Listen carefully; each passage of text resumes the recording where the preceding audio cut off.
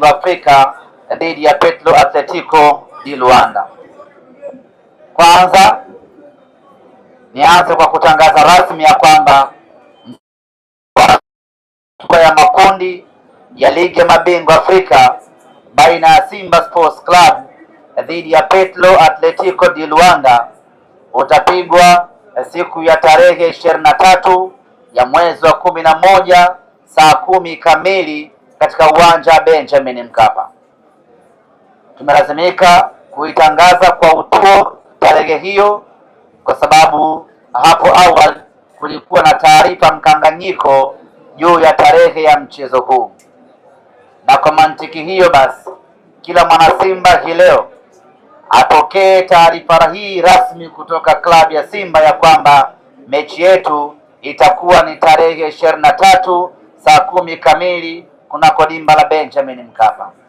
Awali ratiba ya kwanza ambayo CAF aliitoa, walitupangia mechi yetu iwe siku ya Jumamosi saa 1 kamili siku ya tarehe 22.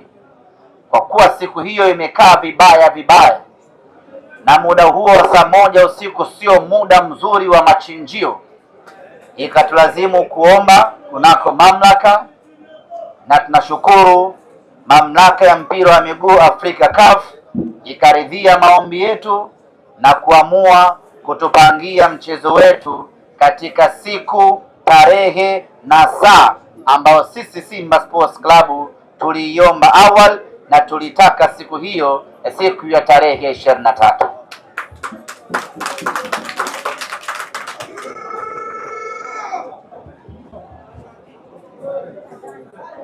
Maandalizi ya timu yetu yanaendelea tangu tumemaliza mchezo wetu wa mwisho dhidi ya JKT Tanzania. Wachezaji wakapata muda kidogo wa kupumzika kwa wale ambao hawana majukumu ya timu ya taifa, na baada ya mapumziko ya siku chache wakarejea tena katika uwanja wa mazoezi Mo Simba Arena na kuanza programu ya mazoezi. Hii inakwenda wiki ya pili sasa tangu tumeanza maandalizi full kuelekea katika mchezo wetu.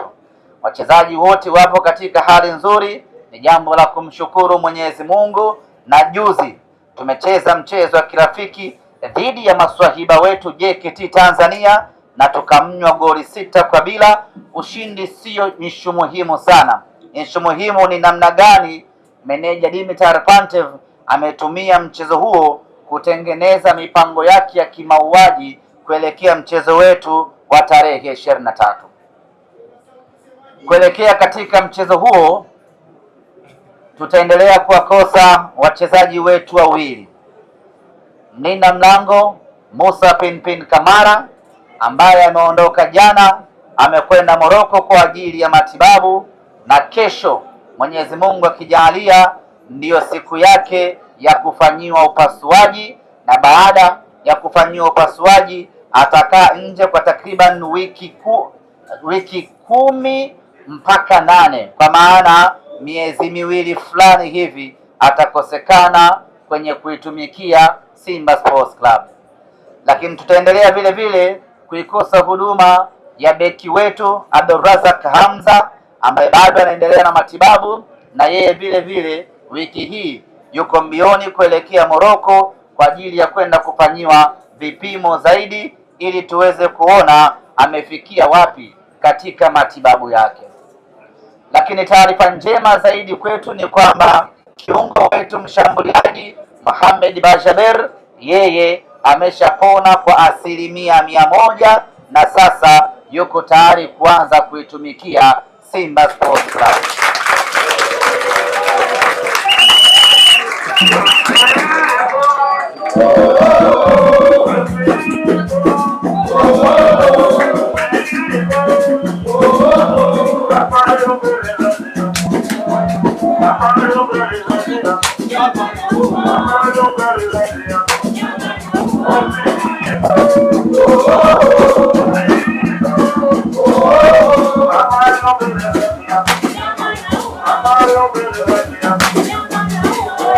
Vamos.